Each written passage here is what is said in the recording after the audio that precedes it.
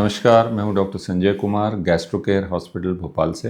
तो आज हम बात करने वाले हैं एक ऐसी दवा की जो मुझे लगता है कि लगभग आधा हिंदुस्तान तो खाता है, और वो दवा होती है पीपीआई। यानी वो दवाएं जो लोग गैस की दवा समझ के हर सुबह खाते हैं। ये वैसे एसिड सप्रेसेंट होते हैं। ये वो दवाएं होती हैं जिनसे एसिड का बनना कम होता है। और हर किसी भी मेडिकल स्टोर पे कोई व्यक्ति जाए और कहे कि मुझे गैस बनती है, तो सबसे पहले पीपीआई की गोली पकड़ा देते हैं। अब इस गोली की प्रॉब्लम ये है कि ये एसिड को दबाती है, और आप खूब खाएं पिएं, मसाला तेल खाएं, पर आपको सीने में जलन नहीं होती, पेट नहीं फूलता, आप अच्छा महसूस करते हैं।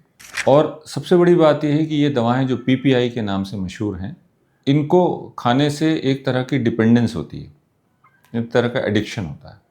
ऐसा इसलिए कि जब आप रोज़ सुबह नाश्ते के पहले ये गोली खाने लगते हैं और 10, 20, 25 दिन खाने के बाद जब जिस दिन बंद करते हैं, तो बॉडी में एक प्रोसेस होता है जिसको बोलते हैं रिबाउंड हाइपर सिक्रेशन। तो जितना एसिड आपको बनता था, अब उससे ज़्यादा बनेगा, और आपको ऐसा लगेगा कि नहीं, आज मुझ में कोई कमी है, मेरा पाचन ठीक नहीं, मैं फिर से खा लूँ। और जैसे ही आप खाएंगे आपको अच्छा लगेगा। यही कारण है कि जो लोग ये दवा को चालू करते हैं वो बंद नहीं कर पाते। ऐसे तमाम लोग हैं हमारी फैमिली में, हम देखते हैं कि कितने दसियों लोग हैं जो रोज़ सुबह खा रहे हैं। तो अब हमको ये समझना है कि क्या ऐसा करना सुरक्षित है? क्या रोज़ाना गैस की गोली जो कॉमनली हम कहते हैं, या एसिड सप्रेशन वाली जो मेडिसिन्स हैं, ये क्या रोज़ सुबह खाना, जैसे रेबिप्राज़ोल, पेंटोप्राज़ोल या एसिलॉक या फेमोटिडीन या कोई भी ऐसी दवा, या अब जो नई दवाएं आ गई हैं वोनोप्राज़ोन, तो क्या ये खाना सुरक्षित है? तो चलिए समझते हैं इसको। तो एसिड जब हमारे पेट में बनता है तो वो किसी कारण से बनता है, वो खाने के पाचन में हेल्प करता है। और दूसरा, जो मुंह के ज़रिए पेट में कोई अवांछित पदार्थ या बैक्टीरिया जा रहे हैं, उनको किल करता है एसिड। तो जब आप एसिड को ख़त्म कर देते हैं, ऐसी दवाएं, ये बड़ी तेज़ दवाएं हैं, इनको आप सुबह सुबह खा लेते हैं, तो आपके पेट में एसिड बनने की मात्रा बहुत कम हो जाती है।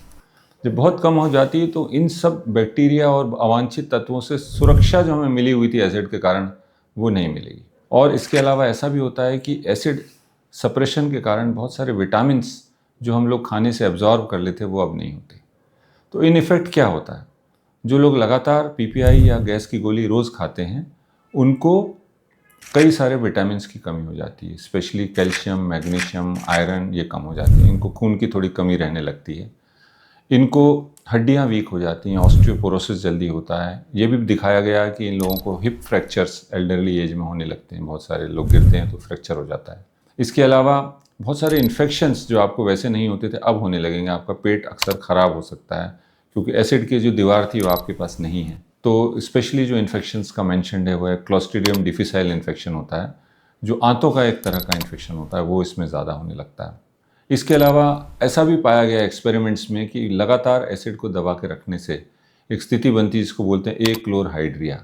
और एक्लोरहाइड्रिया होने से ऐसा हो सकता है कि आपको भविष्य में गैस्ट्रिक कैंसर होने की संभावना बढ़ जाए, गैस्ट्रिक न्यूरो एंडोक्राइन ट्यूमर्स बनने की संभावना बढ़ जाए।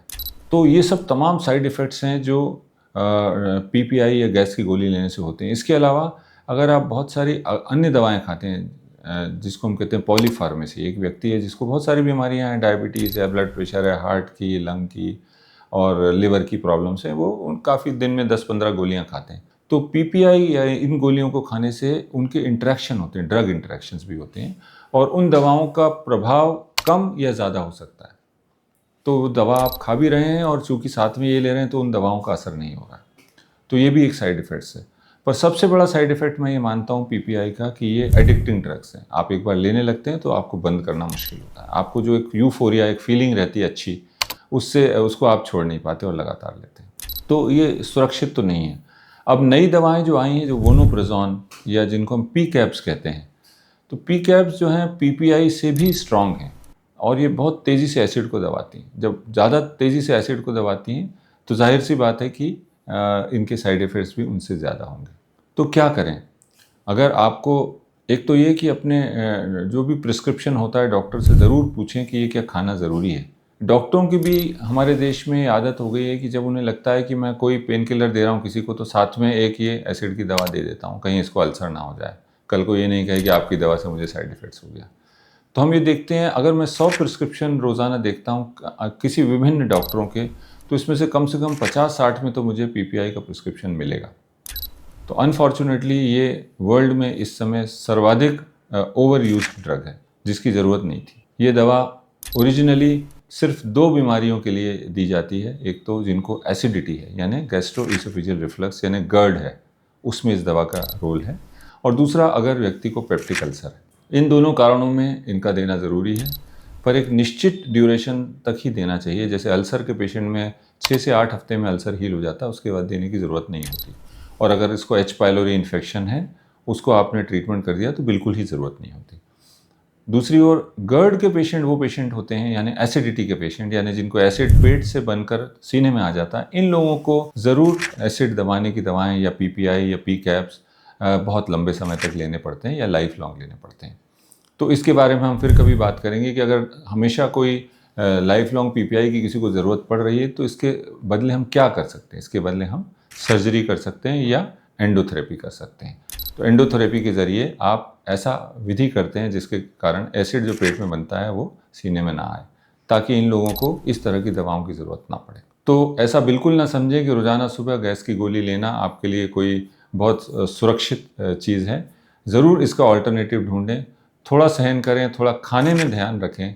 खाने के परहेज़ करके आप बहुत सारी दवाओं को लेने की ज़रूरत आपको नहीं पड़ेगी। तो ये जानकारी आपको पसंद आई हो तो हमारे चैनल को लाइक और सब्सक्राइब करें, और आपका कोई भी सवाल हो तो कमेंट बॉक्स में डालें। नमस्कार।